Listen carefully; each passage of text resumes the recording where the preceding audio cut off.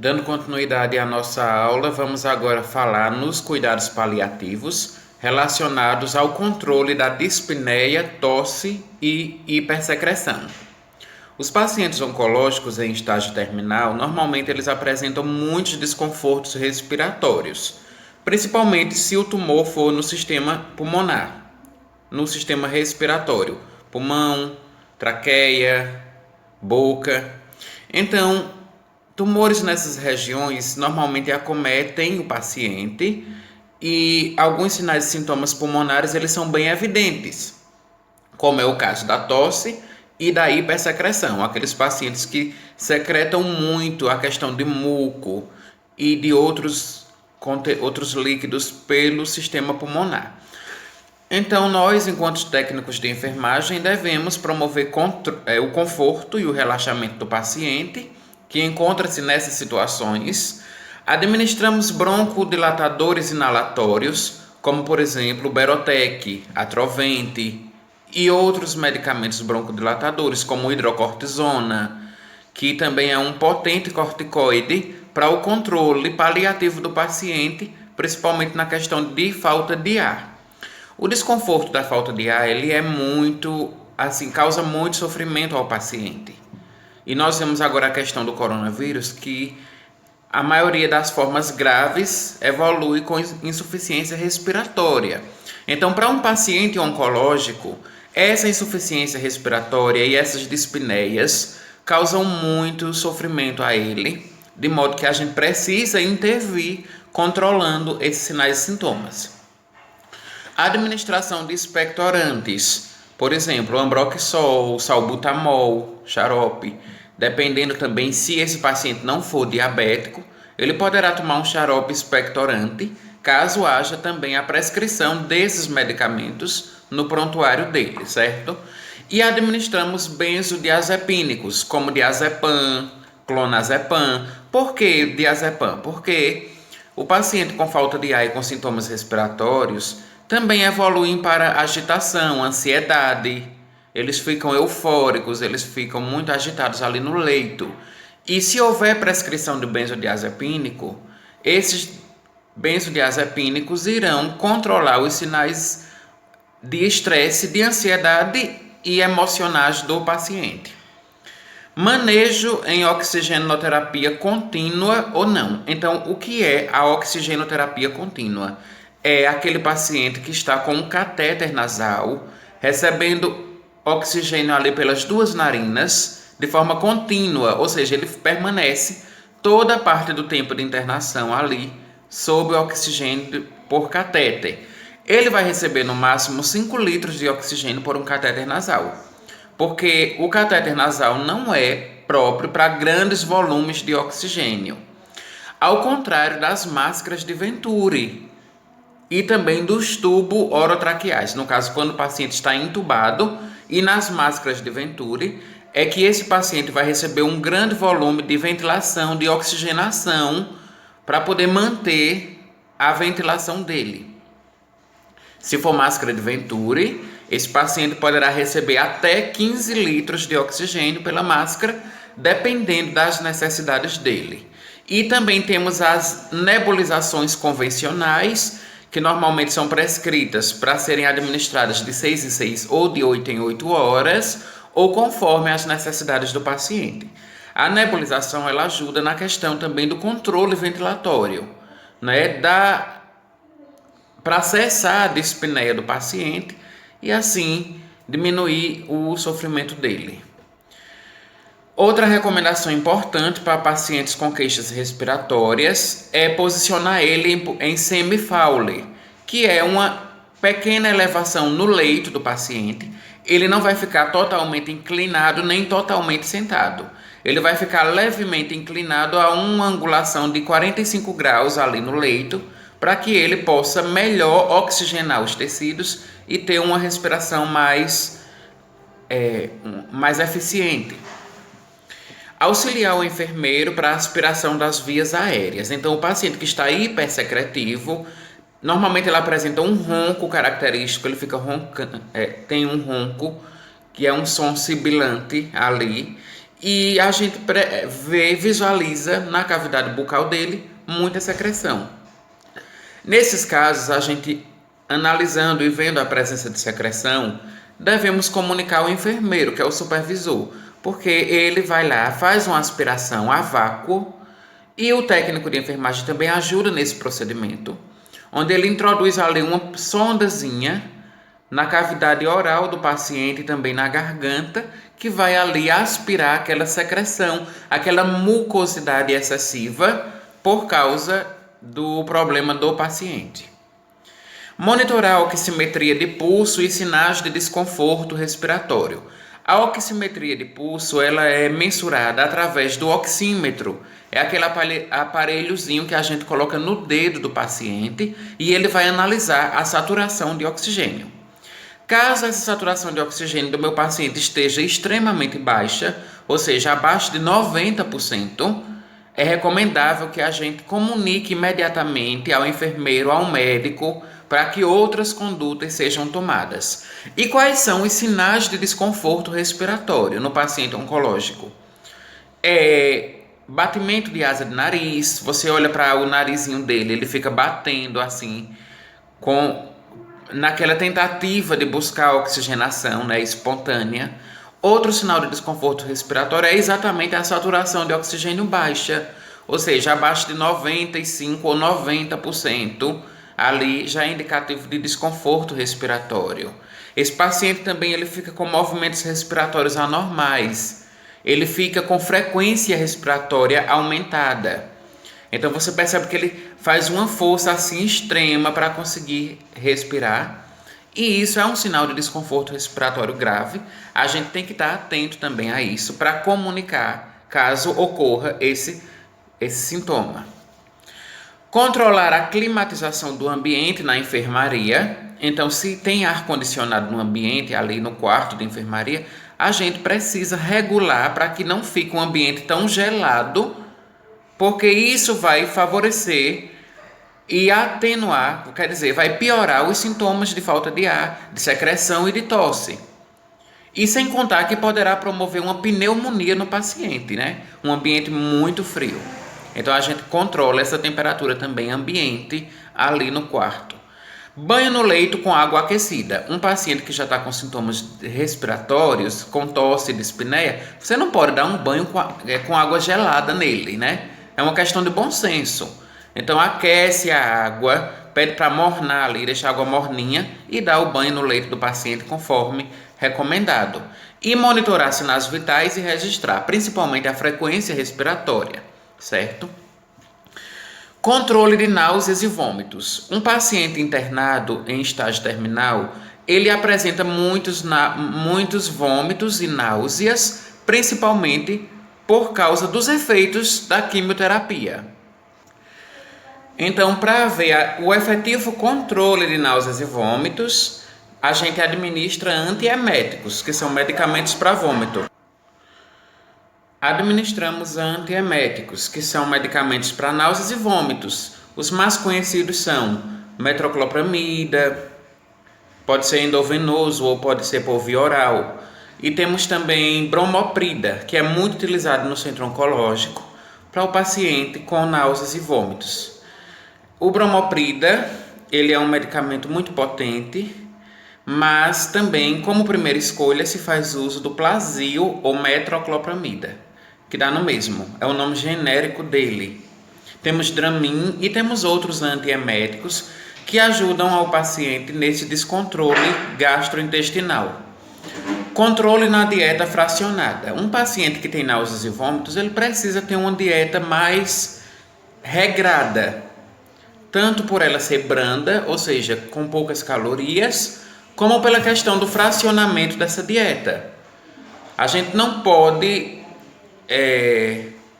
oferecer alimentos somente 3 vezes no dia para um paciente com náuseas e vômitos, e ainda mais sendo um paciente oncológico. Ele precisa de outras refeições adicionais para poder ir ali controlando os sinais e sintomas gastrointestinais e manter também a nutrição dele. Prevenção da regurgitação e dos broncoespasmos. Isso a gente faz através de medidas posturais no leito, certo? Então a gente coloca o leito em semi-Fowler, a gente recomenda que o paciente ele se alimente, quando ele faz alimentação espontânea, que ele se alimente de forma compassada, devagar, que ele mastigue bem os alimentos.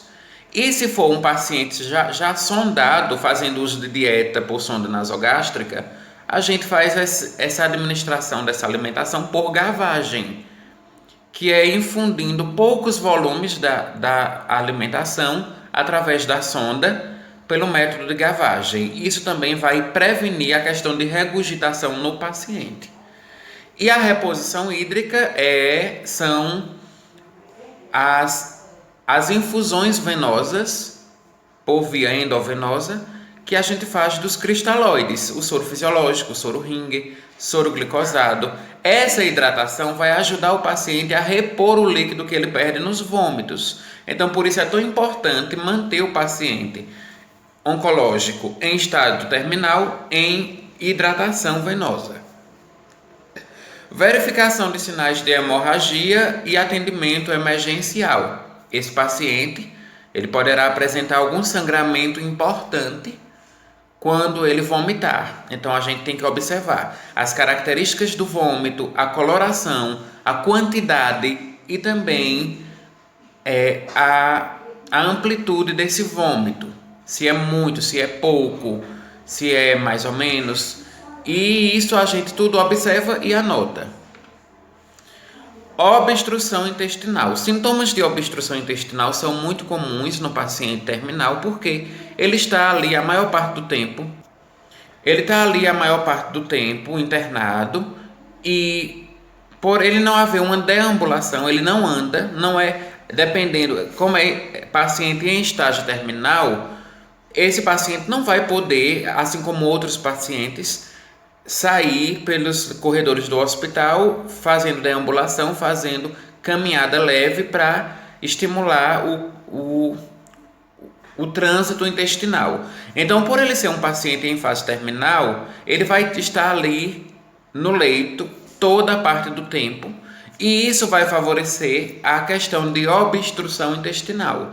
Ele vai ter muita prisão de ventre, dificuldades na evacuação. E isso é muito comum nos pacientes internados por longos períodos de tempo. Então, o que é que a gente recomenda? O técnico de enfermagem ele pode promover massagens abdominais, que isso vai regularizando o trânsito intestinal e ele vai evacuar de forma mais eficiente. Dieta laxativa e branda, já falei sobre ela. A administração de antifiséticos e laxantes, que são medicamentos que ajudam na eliminação dos gases abdominais e também na questão laxativa do intestino, como por exemplo, simeticona, Dulcolax, hidróxido de alumínio, que também controla a questão da acidez do estômago. Então tudo isso também vai promover conforto e alívio ao paciente. Compressas aquecidas na região abdominal, então a gente recomenda aquecer um pouquinho de água e molhar ali uma compressa ou um panozinho limpo e ir massageando e comprimindo ali na região abdominal do paciente, que isso vai também favorecer a desobstrução do intestino. Administrar supositórios retais, se o médico prescrever a administração de um supositório para fazer com que o paciente evacue, então nós administramos esse medicamento por via retal. E também, quando há uma indicação de fazer uma lavagem gástrica, é um procedimento que é feito pelo enfermeiro, porém o técnico ele também auxilia nesse procedimento.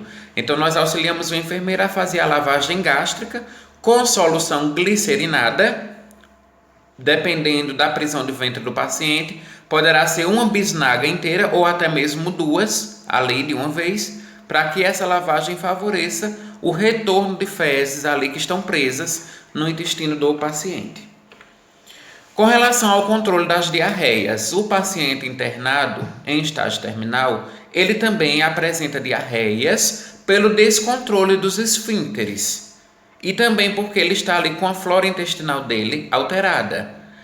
Então, com relação ao controle de diarreias, nós administramos antibióticos e repositores da flora intestinal, como por exemplo Florax, Repoflor e outros medicamentos, sulfametoxazol, trimetroprima, dependendo da gravidade da diarreia e se existe ali também um processo infeccioso envolvido naquela diarreia.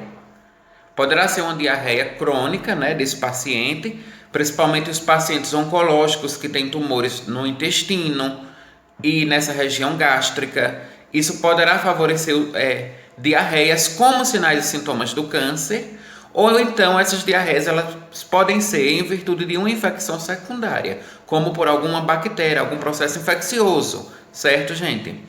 Então, a gente administra esses medicamentos como forma de reposição da flora intestinal.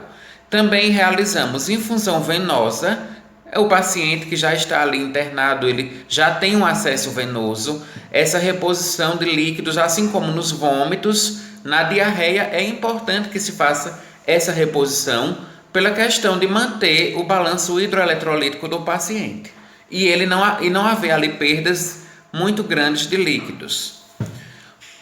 E dieta pouco laxativa, porque se o paciente já está com um quadro diarreico, se a gente oferece uma dieta laxativa a ele, ele vai agravar ainda mais esse quadro e poderá até mesmo vir a ter uma desidratação grave ali no ambiente hospitalar. Então, tudo que nós iremos fazer é prevenir lesões e outros problemas secundários naquele paciente que já está enfrentando ali aquela fase final do câncer.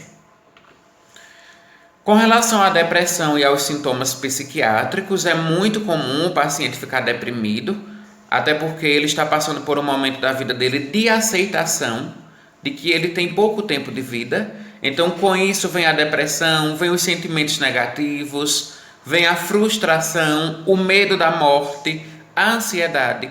E tudo isso, claro, mexe com o psicológico do paciente. Para controlar os sintomas depressivos dele, nós administramos antidepressivos e benzodiazepínicos.